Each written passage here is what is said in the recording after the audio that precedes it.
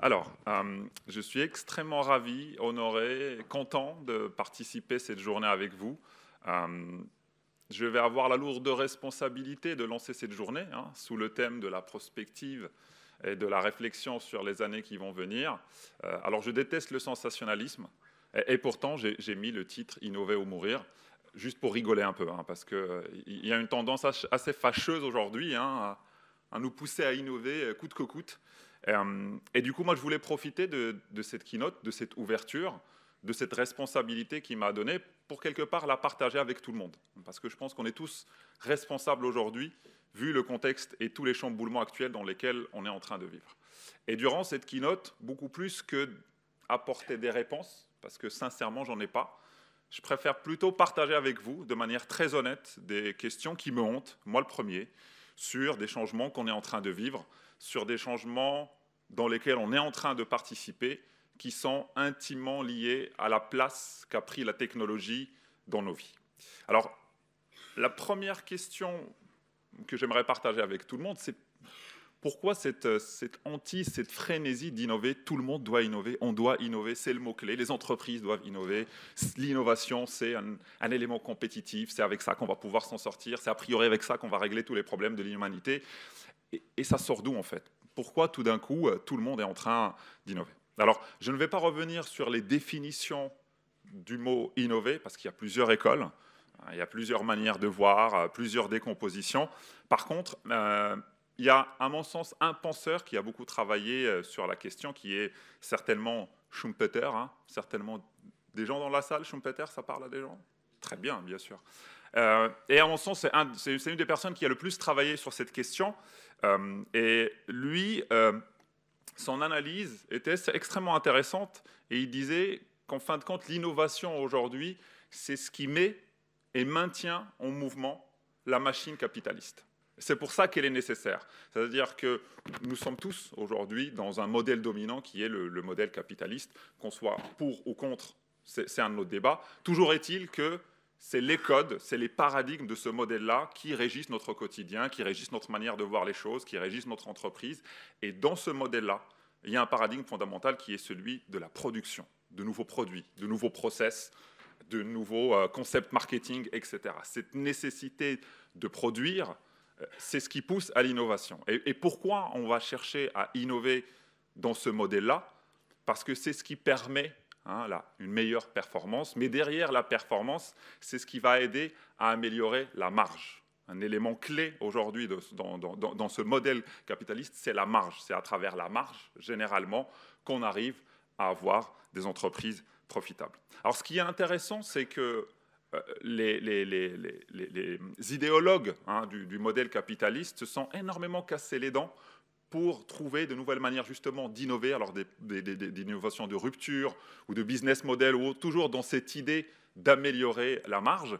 Et il y a un penseur, un autre, c'est des gens qui vont m'aider à planter le décor, qui s'appelle Jeremy Rifkin. Alors pareil, c'est un personnage assez clivant, avec qui on peut être d'accord sur certains sujets ou pas.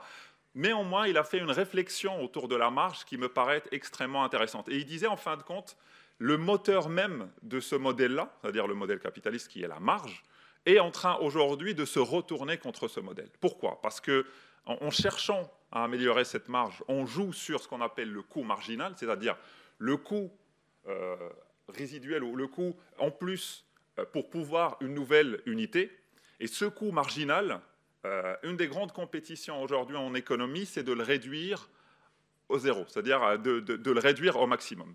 Sauf que, avec l'avènement des plateformes, du web, d'Internet, il s'est passé quelque chose auquel ces penseurs-là n'avaient pas forcément réfléchi, c'est le fait que qu'est-ce qui se passe le jour où le coût de production d'une unité supplémentaire devient nul, c'est-à-dire copier-coller, c'est-à-dire le jour où tout a été numérisé. Par exemple, la production d'un MP3, à partir du moment où quelqu'un acquiert un MP3, il peut le démultiplier à l'infini et il peut le partager. Et donc tout à coup, dans cette course-là, vers l'amélioration de ce coût marginal, on se retrouve tout d'un coup d'un paradoxe qui est celui où on est sorti d'un modèle où un coût était nécessaire pour produire un produit supplémentaire, et ce qui faisait que c'était un frein pour monsieur tout le monde pour acquérir ces produits, vers un modèle où aujourd'hui il y a du streaming, il y a de la duplication de produits qui sont digitaux. Et donc du coup, ça commence à amener une certaine réflexion et ça commence à perturber en tout cas le paysage technologique. Alors, ça s'est accéléré avec cette notion de disruption. Il y a des gens dans la salle qui connaissent ce monsieur? Alors c'est ce monsieur, c'est lui qui a inventé ce terme, il y a très très longtemps. C'est un Français, Jean-Marie Dru, c'est un publicitaire pour le coup. C'est quelqu'un qui travaille beaucoup sur les concepts marketing. Et à la base, la notion de disruption était quelque chose dans le monde du marketing, dans le monde de la publicité, pour jouer un peu sur le repositionnement des marques. Et puis ça a glissé avec l'avènement des plateformes et avec notamment l'avènement de certaines chaires aux États-Unis qui ont très très tôt commencé à voir en fait à quel point la disruption, c'est-à-dire cette idée de pousser la performance jusqu'au bout pour améliorer la capacité à réduire le coût marginal. Notamment, il y a une chaire de la disruption à Harvard depuis maintenant pas mal d'années.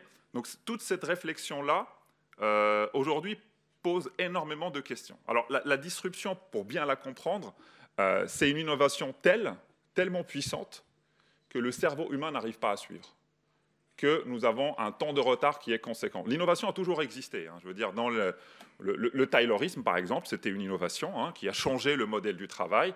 Néanmoins, comme la vitesse ou comme le temps de cette innovation restait humain, avec quelques réajustements, typiquement le New Deal aux États-Unis, la société a réussi à quelque part se reconfigurer et à s'adapter à ce modèle-là.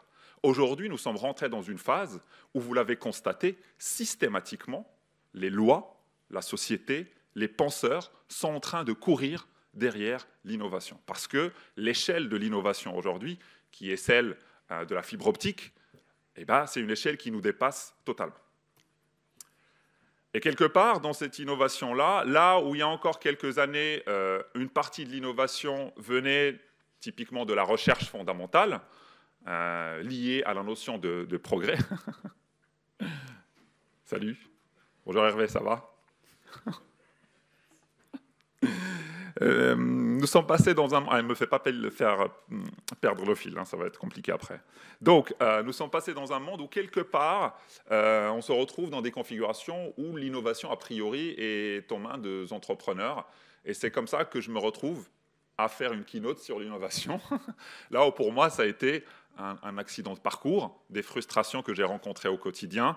Et là où je pense que, même si je m'intéresse au sujet, je ne suis pas nécessairement un expert sur ce sujet. Alors, pour continuer ma réflexion, j'ai pris une chanson. C'est vrai que quand on parle d'innovation, Gilbert Bécaud, ce n'est pas forcément ce qui fait très innovant, je vous l'accorde, c'est assez ancien. Mais je trouve que cette phrase tirée de sa chanson, pour ceux qui la connaissent, certainement pas les plus jeunes, là je vais me sortir un peu vieux, « Et maintenant, que vais-je faire de tout ce temps que sera ma vie ?» résume parfaitement l'équation dans laquelle on se retrouve aujourd'hui. C'est-à-dire dans un monde où on cherche à automatiser tout ce qui nous entoure, a priori, pour gagner du temps, pour pouvoir profiter de la vie, j'ai tout de même l'impression qu'on continue, paradoxalement, à essayer d'automatiser encore et encore. Et dès qu'on a gagné un peu de temps, on va le passer encore à essayer d'optimiser le peu de temps qui nous reste. Et c'est un peu l'équation dans laquelle on se pose aujourd'hui. Qu'est-ce qu'on va faire, en fin de compte, de tout ce temps qu'on est en train de cumuler? À quoi ça va nous servir, sincèrement? Et c'est peut-être là un des gros challenges de l'innovation et un des gros challenges auxquels nous pousse la technologie, en fin de compte, puisqu'elle nous met dans ce paradoxe-là en disant, bon, ok, moi je vous promets quelque part le fait qu'on va automatiser, on va revenir un peu plus en détail sur les promesses de l'automatisation et cette disruption qui va potentiellement automatiser 50% des métiers qu'on connaît. Et la question, c'est comment réorganiser nos sociétés à ce moment-là. Alors, il me semble nécessaire, du coup, pour commencer à réfléchir à cette question-là, de continuer et d'essayer d'analyser tous les éléments qui sont en train de changer autour de nous. Alors, encore une fois, je partage des questions, pas forcément de réponses. Vous excusez les inexactitudes, mais je pense qu'elles sont nécessaires. Il faut se permettre d'être un peu flou, d'être un peu myope, quand on essaye de réfléchir sur les changements, parce que sinon on va passer peut-être à côté de certains signaux faibles. Alors peut-être un premier élément qui a énormément changé dans l'IT et dans la technologie, sur lequel nous sommes encore en train de découvrir notre manière de faire et dans lequel la cybersécurité, en l'occurrence, est directement concernée, c'est la production informatique. C'est-à-dire, nous sommes passés, je vais sortir les buzzwords, vous m'excusez, mais on va quand même zoomer dessus un peu plus tard. Nous sommes sortis d'un modèle où on produisait 1 à 2 livraisons par année, vous vous rappelez des cycles en V, les cascades, les W, etc., dans un monde où on peut être sur du continuous delivery, de la continuous integration, c'est-à-dire pousser des fonctionnalités à longueur de journée en production. Alors, il m'arrive très souvent en discutant avec des clients ou des organisations ou autres de me retrouver dans des discussions où on m'explique que le DevOpsSec, c'est le fait de mettre les admins 6 avec les développeurs dans une même salle. Et par une certaine magie qui m'échappe, en fait, les deux commencent à travailler super vite et ça se passe très très bien. Personnellement, j'ai un peu de mal à y croire.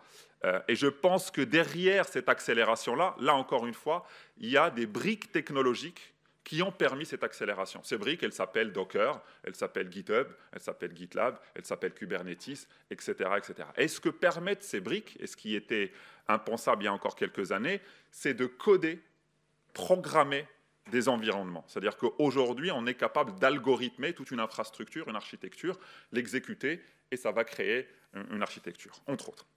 Alors, bien entendu, ça pose énormément de questions en termes de réorganisation, et ça met en difficulté le métier de la cyber, en l'occurrence. Je vais partager avec vous un petit slide qui a été fait par... je fais de la publicité au travail de Bertrand Meintz, que je trouve extrêmement intéressant. Il n'y a pas que celui-là. Il y a énormément de frameworks aujourd'hui, énormément de tentatives d'essayer de réorganiser la manière avec laquelle on va essayer d'intégrer la cybersécurité pour suivre un peu le cycle agile. Mais quand on croise toutes ces réflexions-là, on arrive à une conclusion que je partage avec vous, et ça sera à discuter après, c'est qu'aujourd'hui, il est important pour les métiers de la cybersécurité d'abandonner quelque part leur manière de faire, c'est-à-dire on ne peut plus venir avec des exigences, des référentiels, des trucs à ne plus finir et dire aux développeurs, vous allez suivre ça et si vous ne suivez pas ça, il est impossible de passer en production. Aujourd'hui, c'est plutôt une autre démarche qu'il faut mettre en place, c'est-à-dire comprendre le monde grammatical dans lequel vivent les développeurs, comprendre leur framework, les user stories, les definition of done, etc., et réadapter les exigences à ce niveau-là. Typiquement, moi, ce que j'ai vu sur certains projets et qui me semble extrêmement intelligent, c'est que certaines équipes de sécurité qui ont parfaitement étudié l'Agile Manifesto, le manifeste de l'Agile qu'on peut trouver en ligne, et ce qu'ils ont fait, c'est qu'ils ont défini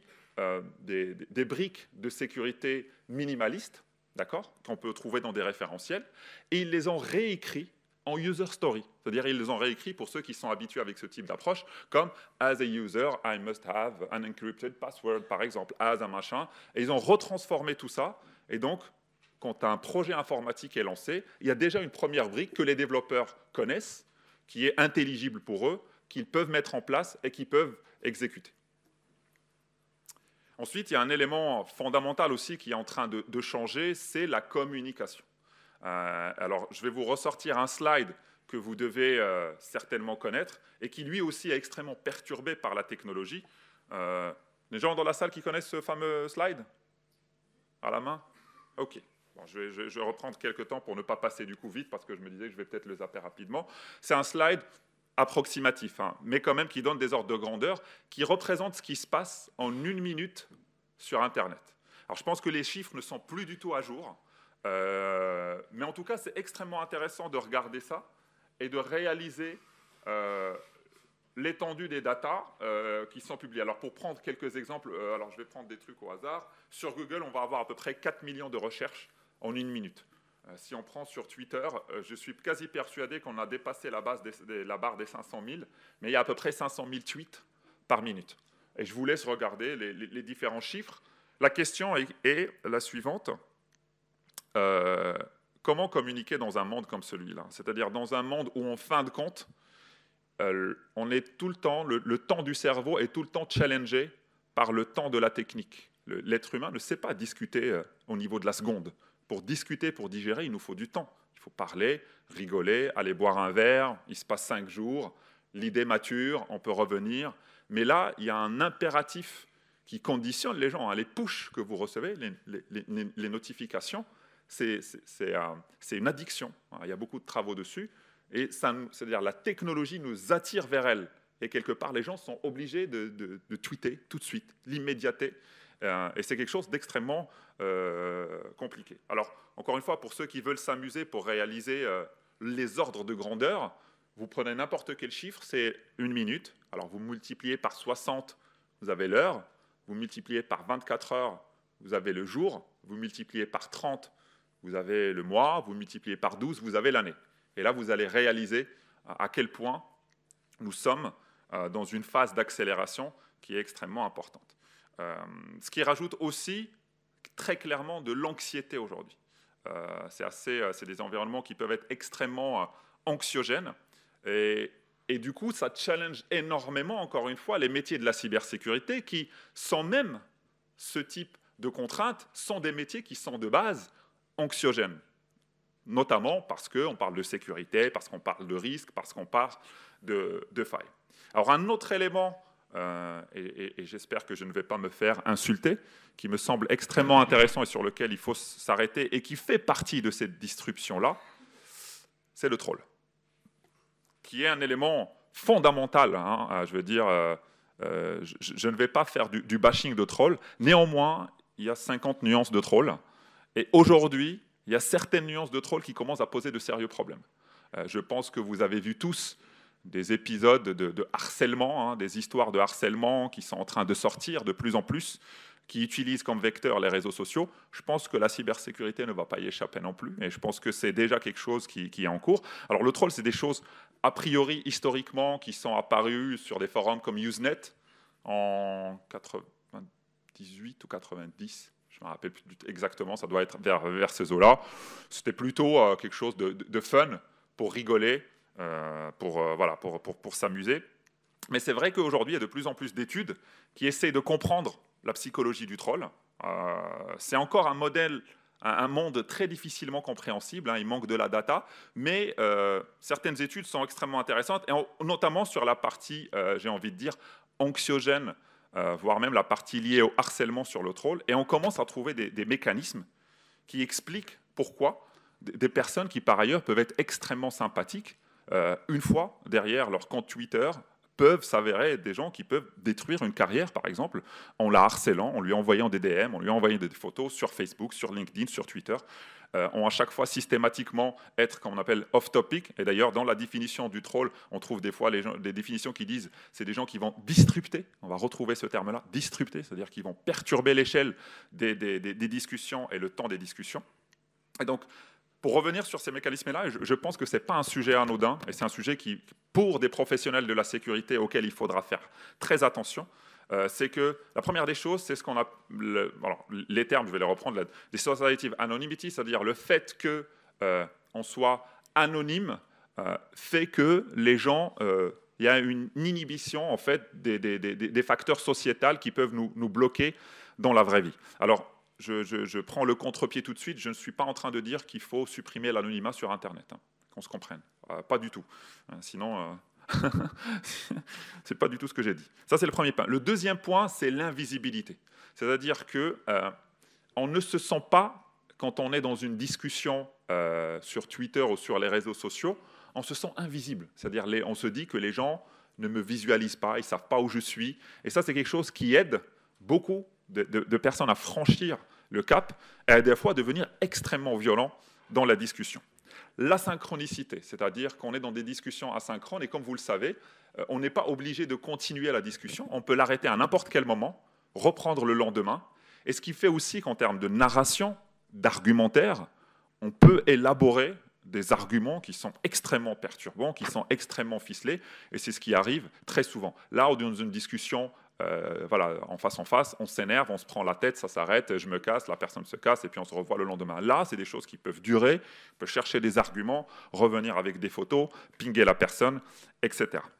Le quatrième point qui est extrêmement intéressant, c'est que aussi, il y a un élément très très particulier dans ce type d'échange, c'est qu'on a tendance à imaginer la personne qui est derrière le compte et à lui donner des traits qui sont imaginaires. C'est-à-dire on fait des projections sur la base du style d'écriture, sur la base de est-ce qu'il y a un smiley ou pas. Mais dans les faits, en fait, on n'a aucune idée de est-ce que la personne qui est derrière, est-ce qu'elle est contente, est-ce qu'elle est sérieuse, est-ce qu'elle ne l'est pas. Et donc ça rajoute des biais qui complexifient énormément les discussions. Et ben justement, ça renvoie à la notion de cette idée où on se retrouve quelque part dans un monde où cette discussion même est une fiction. Et d'ailleurs, dans les études, il y a des études qui ont été faites, et parmi les candidats avec qui les études ont été faites, il y a des gens qui ont harcelé des gens voilà, sur les réseaux sociaux. Et quand on leur a montré des photos des personnes, quand on leur a montré, par exemple, des ordonnances où la personne a été en dépression pendant 6 mois, là, ils ont pris conscience. Là, ils ont réalisé qu'en fait, ce qui était de l'humour pouvait avoir de réelles conséquences dans la vraie vie. Et puis, bien entendu, ça, vous le savez tous, mais ça aussi, c'est un peu le concept de la décentralisation. Le fait qu'il y ait une sorte de manque d'autorité centrale participe aussi à ce sujet. Alors, encore une fois, je ne dis pas qu'il faut enlever l'anonymité, qu'il faut ajouter un cadre, mais je dis que c'est un sujet qu'il faut prendre très au sérieux et qui fait que quand on communique, quand on essaye de sensibiliser, il faut garder en tête que nous sommes dans ce contexte-là, un contexte où la communication est ininterrompue, éphémère, les choses disparaissent, énormément de trolls, énormément de contradictions, et donc ça suppose de la part des professionnels de la cybersécurité une posture extrêmement sérieuse. Ah, déjà ? Waouh, ça va vite. Hein. Ok, je vais accélérer alors pour le coup. Alors du coup, sur la partie intelligence artificielle, ça fait partie des sujets aussi qui sont extrêmement intéressants et sur lesquels il faudra s'arrêter. Alors, c'est quelque chose qui va perturber clairement le monde de la cybersécurité. Toujours est-il aujourd'hui que dans les faits, l'intelligence artificielle n'est pas autre chose que les stats, de mon point de vue. Je ne vois pas ce qu'il y a d'autre. Et c'est une intelligence qui est plutôt assez stupide, en fin de compte. Et je pense qu'une des grosses erreurs, et c'est un élément important, c'est qu'on a confondu intelligence et capacité de calcul. L'enjeu aujourd'hui, c'est qu'on a développé des forces de calcul qui sont extrêmement puissantes. Et donc, on a une capacité d'agréger et de faire des algorithmes qu'on ne pouvait pas avoir par ailleurs. Et c'est ça ce qu'on appelle intelligence artificielle. Et le fait que, encore une fois, on soit dans ce mode d'innovation coûte que coûte, je pense que tout le monde a vu un peu la stat qui est tombée, dans laquelle on se rend compte qu'à peu près la moitié des startups européennes qui déclarent utiliser de l'intelligence artificielle n'ont aucune forme d'intelligence artificielle dans leurs produits. Alors, je vais partager avec vous un cas extrêmement intéressant de gens qui ont travaillé sur un concept pour détecter des criminels en analysant des photos. Alors, c'est bien qu'il y ait des gens qui rigolent, ça me rassure. Ça me facilite la suite.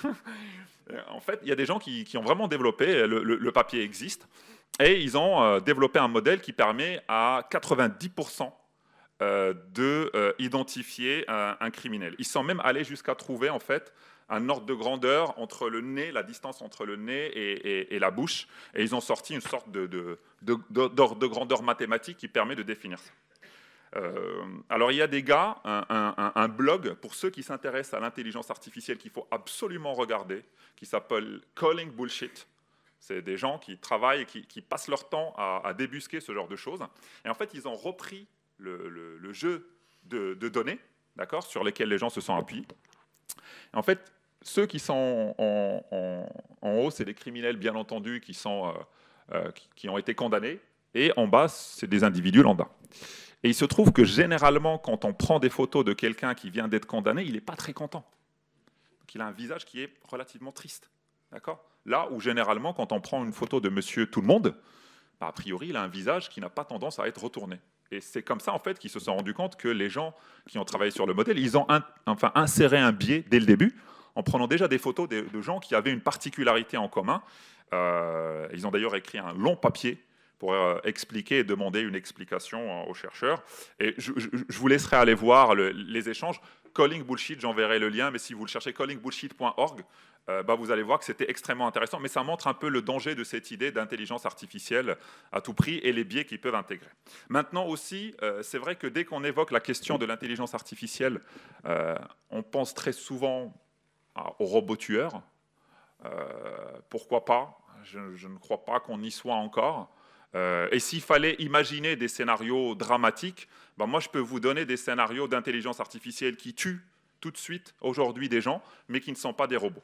C'est les systèmes de recommandation.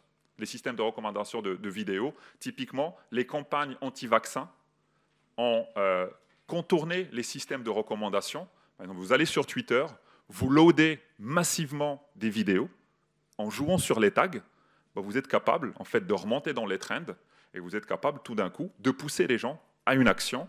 Et là, pour le coup, les propagandes d'anti-vaccins ont tué aujourd'hui des personnes. On sait qu'il y a des personnes qui sont tuées. Donc, avant de s'aventurer dans des fantasmes sur les robots qui vont nous tuer, certainement des robots armés vont arriver, on a déjà des enjeux qui sont plus terre à terre qu'il faudra adresser. Ensuite, un autre sujet aussi qui est en train de changer, c'est le hardware. Notre relation au hardware, aujourd'hui, s'accélère. Alors, pour la nostalgie, les anciennes machines ressemblaient à ça, puis on est passé à ça, puis après, il y a les PC portables, puis après, il y a les téléphones portables, qui se rapprochent de plus en plus de nous, qui passent même beaucoup de temps avec nous, et inversement. Puis aujourd'hui, il y a du biohacking auquel on arrive, et c'est une réalité. Et aujourd'hui même, il y a des études qui ont démontré que, pour la première fois dans le rapport à la technologie, il y a une étude qui a analysé les neurosciences, les générations qui nous suivent, qui suivent la mienne en tout cas, et ils se sont rendus compte que la zone du pouce dans le cerveau était proportionnellement beaucoup plus grande que les générations précédentes. Vous savez pourquoi? Ouais, voilà. Voilà. Donc, qu'est-ce que ça veut dire? Ça veut dire qu'on rentre dans une ère où, pour la première fois, la technologie modifie l'humain.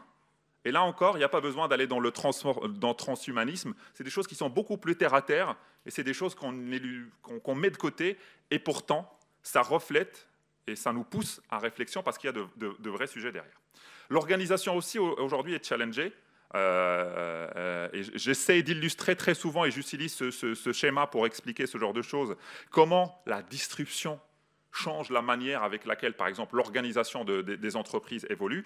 Alors moi, ce que je prends, ce schéma qui permet, alors vous l'entendez souvent, je viens d'en parler, on met en compétition ou en collaboration l'humain avec l'intelligence artificielle, selon qu'on est un technophile ou un technophobe. Et de l'autre côté, des organisations centralisées avec des organisations de plus en plus centralisées. Alors en quoi ce schéma va nous aider à comprendre quoi que ce soit? Je vais prendre le métier des taxis. Historiquement, il était là. Puis ensuite, il y a une start-up américaine qui a disrupté le marché. Ça s'appelle Uber. Elle a déplacé le marché là. Et puis la prochaine étape pour Uber, ça va être quoi? Les voitures sans les chauffeurs. Et en fait, on va se déplacer là. Ça veut dire que notre organisation se déplace vers le côté droit du schéma, et ça veut dire que dans l'avenir, les enjeux pour les entreprises, pour les managers, etc., ça va être de fédérer des réseaux d'intelligence, qu'ils soient artificiels ou humains, à l'intérieur, à l'extérieur des entreprises. Et c'est des choses auxquelles on n'est pas forcément préparé. Hein. On est en train de le vivre. Il y a des stats qui le démontrent, typiquement le nombre de freelancers qui augmente, le fait que le droit de travail à distance est aujourd'hui acquis, démontre bien qu'on est en train de sortir de cet ancien modèle et qu'on est en train de basculer vers autre chose. Alors, je mets en 5 minutes, très bien. Alors, je vais passer sur cette idée. Un dernier élément qui me paraît aussi aujourd'hui, c'est la complexité. C'est le fait que nous sommes, avec tout cela, rentrés dans une phase où nos enjeux sont complexes. Et j'aime toujours faire le distinguo entre compliqué et complexe. Compliqué, c'est une équation du 5e degré. C'est-à-dire qu'on va galérer, mais on va finir par la résoudre, en discutant, en demandant à son prof, en cherchant des solutions sur Internet, etc. Complexe, c'est un problème qu'on ne résoudra jamais à 100%. Et c'est exactement les environnements dans lesquels on est en train d'évoluer, et c'est ce que nous montrent les transdisciplines, c'est-à-dire ce qui fonde même la complexité, c'est qu'aujourd'hui, les problématiques d'organisation de la société, de la cyber, de la technologie sont des problèmes complexes qu'on ne résoudra jamais à 100%, et qui ne nécessitent plus de l'analyse, ça nécessite de nouvelles manières de voir le monde, de nouveaux outils, de nouveaux modèles pour pouvoir réfléchir notre rapport à la technologie. Alors je prends l'exemple des réfrigérateurs connectés que tout le monde doit connaître. Moi, ça me permet d'illustrer 2 cas de figure qui montrent un peu l'ambivalence dans laquelle on vit. Au réfrigérateur connecté, on peut imaginer qu'il traque le niveau de l'eau dans le réfrigérateur En dessous d'un certain seuil, ça passe une commande automatique pour nous sur Amazon. Un petit robot dans le hangar d'Amazon va chercher, il va le donner à un drone, le drone ramène l'eau à la maison, j'ai un petit robot, il récupère l'eau, il le ramène au réfrigérateur, le niveau d'eau augmente. C'est génial, j'ai rien à faire, j'en profite pour faire de la musique ou de la poésie. Ça, c'est là pour la partie un peu bisounours. Mais c'est intéressant, c'est une innovation qui est intéressante et on ne peut pas nier qu'effectivement c'est quelque chose qui peut modifier notre quotidien et qui peut nous aider peut-être à gagner plus de temps. De l'autre côté, je pense que c'est intéressant de garder cette ambivalence en regardant la technologie. On peut se dire que le réfrigérateur croise ses données avec la poubelle, qui croise les données avec l'assurance, qui analyse ma consommation de sucre et qui décide que comme je suis diabète, sur les 3 dernières semaines, j'ai déconné et que peut-être ma prime d'assurance, il faudra la faire exploser. Voilà. Alors dans tout ça, à qui appartient la data? Est-ce qu'elle appartient au réfrigérateur? Est-ce qu'elle m'appartient? Est-ce qu'elle appartient à l'État? Est-ce qu'elle est partagée? Dans quelle mesure on peut la partager? Qui en est responsable? Qui en est comptable? S'il y a une défaillance dans les algorithmes qui envoient des informations erronées, à qui on va s'adresser? Tout ça dessine justement ce nouveau modèle, j'ai envie de dire complexe, auquel vient s'ajouter cet impératif. Je ne sais pas si vous avez vu tout ce schéma-là, qui nous rappelle que le 4e danger, je crois, après les catastrophes naturelles, c'est un danger cyber. Voilà qui va éclaircir l'horizon pour toute l'humanité. Donc tout ça fait qu'il est évident qu'aujourd'hui, on ne peut plus continuer d'analyser le réel avec des modèles analytiques. Des modèles analytiques, ça veut dire des modèles prédictifs, ça veut dire de l'Excel, un fichier Excel, ce qu'on fait avec Excel. Beaucoup de managers analysent leurs équipes avec des fichiers Excel. Moi, je pense que le fichier Excel permet surtout de rassurer la personne qui le crée, parce que le quotidien nous dépasse tellement qu'on a besoin de se raccrocher à quelque chose. Et du coup, il y a de nouveaux modèles qui ne sont pas parfaits, mais qui ont le mérite d'exister et qui soulèvent des questions. Typiquement, ce qu'on appelle la matrice de Stacy, qui permet de dire, en fait, on se retrouve très souvent dans des situations où on peut être proche de la certitude et proche d'un accord, une chaîne de production qui tourne, système totalement prédictif, pas de problème, on utilise Excel, ça devrait marcher. Et s'il y a un problème, on la répare et ça devrait aller. Néanmoins, on peut s'éloigner de cette partie-là. On peut arriver vers des situations complexes. Une crise, par exemple, où on a subi une attaque.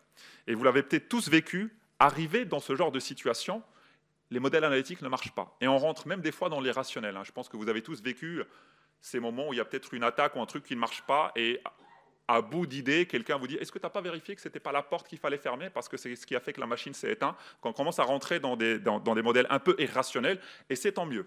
Dans cette zone-là, c'est exactement ce qu'il faut faire. C'est-à-dire qu'il faut ouvrir les vannes pour pouvoir imaginer des choses auxquelles on n'avait pas l'habitude de penser. Alors typiquement, si on reprend les différents modèles, sur le modèle 1, on va être sur de la décision technique, sur du rationnel, sur du monitoring, sur du contrôle. Je vais passer rapidement les 2 et le 3. Sur la partie complexe, il va y avoir de l'intuition, il va y avoir du brainstorm, il va y avoir du tâtonnement. Et bien entendu, ce qu'on essaie tous d'éviter, c'est d'arriver dans le chaos, où là, pour le coup, on a totalement perdu la main et notre marge d'action devient assez limitée. C'est d'ailleurs des choses qu'on peut transposer dans notre vraie vie au quotidien, et on peut des fois se réaliser qu'en fait, on est peut-être rentré dans une phase complexe de notre société dans laquelle on essaie toujours de répondre aux problèmes de la société alors qu'on utilise des outils qui sont quelque part du modèle rationnel. Alors pour de l'ouverture, je fais appel à un grand penseur qui est ce monsieur-là. Je ne sais pas s'il y a des gens qui connaissent. Merci. Je me sens souvent seul avec cette slide-là. C'est l'oncle de Spider-Man qui a sorti cette super phrase. Alors je crois qu'il y a aussi Winston Churchill qui a sorti une phrase à peu près similaire.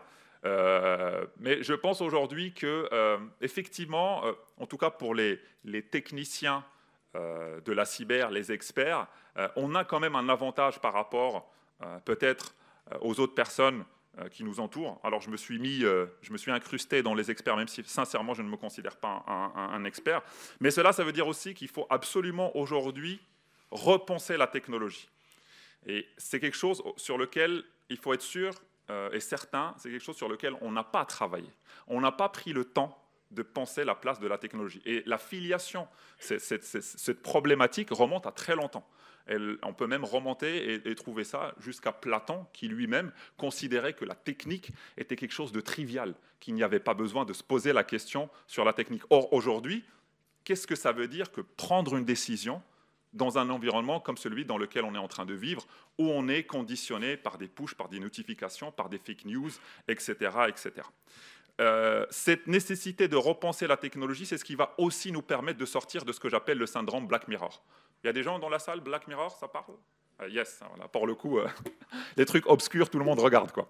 Alors, autant la science-fiction, elle est dans son rôle. La science-fiction, son rôle, c'est d'aller chercher les scénarios les plus dramatiques, et c'est aussi ce qui nous fait vibrer quand on regarde un film. Autant ça pose problème quand notre seul horizon de pensée, c'est Black Mirror. Quand, à chaque fois qu'on parle d'intelligence artificielle, la première chose qui nous vient à l'esprit, c'est des robots tueurs. C'est-à-dire qu'on est arrivé à un stade où on n'arrive plus à imaginer d'autres alternatives, d'autres projets de vie pour nous, autre que quelque chose dans lequel on serait gouverné par des robots tueurs. Et ça, c'est un problème. Et pour moi, ça découle principalement du fait que nous n'avons pas pensé la technologie. Nous n'avons pas pris le temps de réfléchir sur tout ce qui nous entoure, sur toutes ces organisations-là. Et on s'est concentré pendant des années sur le problem solving, la solution de problèmes en formatant et en produisant des solutionneurs de problèmes, là où on a besoin de gens qui posent les problèmes. Quand le problème est posé, le résoudre est quelque chose d'extrêmement facile. La vraie difficulté, c'est de poser le problème et de l'écrire. Et je vais quasiment finir sur ça. Aujourd'hui, je pense qu'on est tous liés ici dans cette salle, soit pour entreprendre, soit pour comprendre, soit pour apprendre. Dans ces trois mots, il y a le mot « prendre », pour ceux qui l'ont regardé, mais il y a aussi le mot « rendre ». Et je pense que c'est l'intérêt de ce type de réunion. C'est des moments où on prend, mais aussi des moments où on rend ce qu'on a appris chacun. Et c'est ce qui va certainement nous permettre de nous poser les bonnes questions. Alors, je reboucle sur ma question de l'introduction, et maintenant, que vais-je faire de tout ce temps que sera ma vie? Dans l'immédiat, je vais m'arrêter là, et je vais profiter de chaque conférence pour continuer à me poser ces questions-là, et je vous remercie de votre écoute. Merci beaucoup. Merci. Alors, je pensais qu'il n'aurait pas la modestie de se présenter lui-même, donc je ne l'ai pas fait, mais je vais le faire en 2 minutes. Yassir est donc le fondateur et patron de Yogosha, qui est une des 2, je crois, grandes entreprises françaises de Bug Bounty. Le Bug Bounty, tout le monde en parle, personne ne sait ce que c'est. Vous pourrez aller voir Yassir pour en discuter avec lui si vous êtes intéressé par cette question.